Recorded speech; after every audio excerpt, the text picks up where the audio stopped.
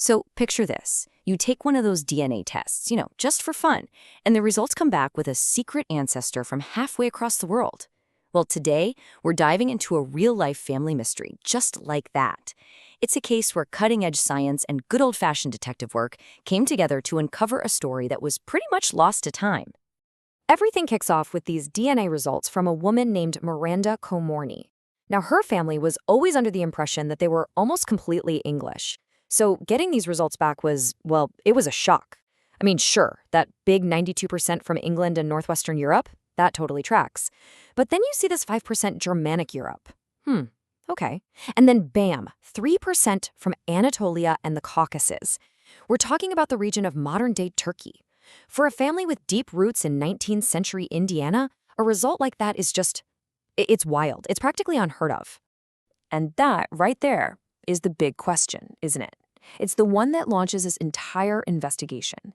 We've got the genetic mystery. Now we just have to find the people, the ancestors, who brought it into the family line. Okay, let's get into it. Every good investigation, whether you're looking at a crime scene or a family tree, it needs a rock-solid starting point. You need that one piece of evidence you can trust 100%. In this case, that clue is something the researchers cleverly called the Logansport lock. This brings us to a really key idea in this kind of work, the forensic anchor. The best way to think about it is like a pin dropped on a historical map. It's a confirmed fact, a specific place, a specific person, a specific relationship that locks our target ancestor in time and space. It's what allows us to pick them out from a crowd of other people who might have had the exact same name. It's absolutely crucial. And here it is. This is our anchor. It's just a little notice from a local newspaper social column, but don't let its size fool you. It says, a Mrs. Harriet Wintringham returned to her hometown of Logansport, Indiana, to visit her brothers. This one sentence is pure genealogical gold. We get her married name, Wintringham, we get a verifiable location, Logansport, and we get that key family relationship, brothers. This little snippet is the key that's going to unlock this whole case. So with that anchor locked in, we can start moving from the society pages to the official records. It's time to start building out Harriet's family, one piece of paper at a time. And wow, almost right away, we get a huge breakthrough. This is the 1860 federal census for a place called Harrison Township, right there in Cass County, Indiana. And if you lean in and look at that beautiful, old-fashioned handwriting, you can make out the household of a William Hart. This is an amazing snapshot of our ancestor's life when she was just a teenager. And when we break down that old script into a cleared table, it all clicks into place. You can see the whole family unit. William Hart, the father, his wife Eliza, and all their kids.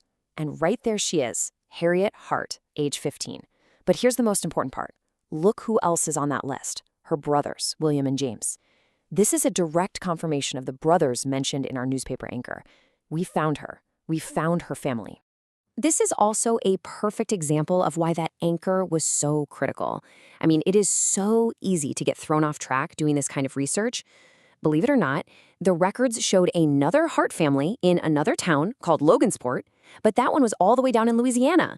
If we didn't have our specific Indiana anchor tying Harriet to her specific brothers, we could have wasted months, maybe years, chasing a completely wrong family.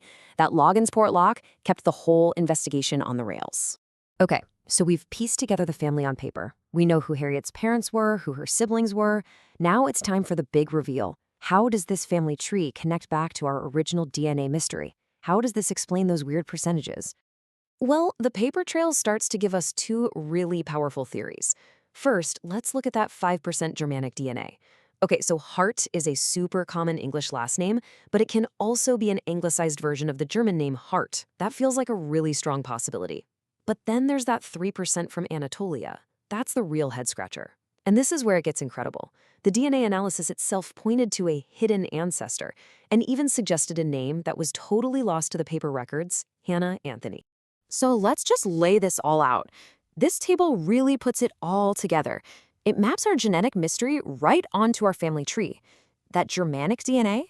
It most likely comes down through Harriet's dad, William Hart, or maybe William Hart.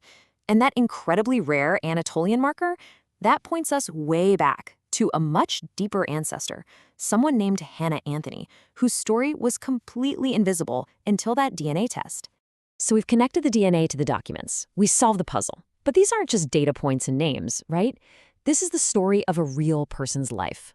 So let's follow Harriet after she leaves that family farm in Logansport and becomes Harriet Wintringham. Her new life actually took her to Marion, Ohio, and you can watch that life unfold through records just like these, which are about her son Homer's wedding. On the left, you've got the cold, official court notice, just the facts, ma'am.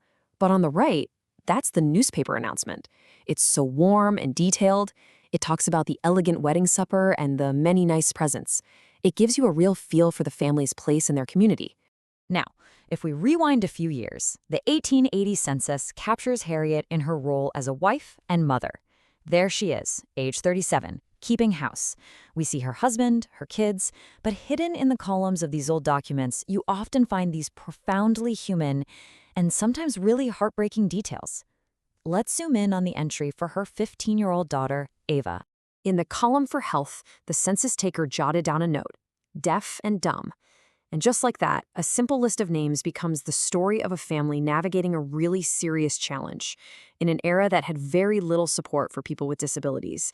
It's such a powerful reminder of the real lives, the real struggles behind all this data. As time moves on, the records show Harriet becoming a real pillar of her new community. This clipping from 1911 shows her as a property owner, managing a land transfer within the family. She wasn't just a farmer's daughter from Logansport anymore. Now, she was a matriarch, managing her family's assets and affairs. And finally, this simple funeral notice brings her story to a gentle close. The funeral of Mrs. Harriet Wintringham was held Sunday afternoon. Burial was made in Marion Cemetery.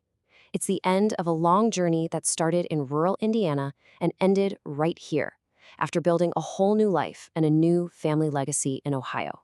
So, from one surprising DNA result to a forgotten newspaper clipping, a whole life was pieced back together, and a hidden heritage was brought into the light. It just goes to show that inside every single family tree, there are mysteries just waiting to be solved. And that really leaves you with just one question, doesn't it? What hidden stories does your own family history hold?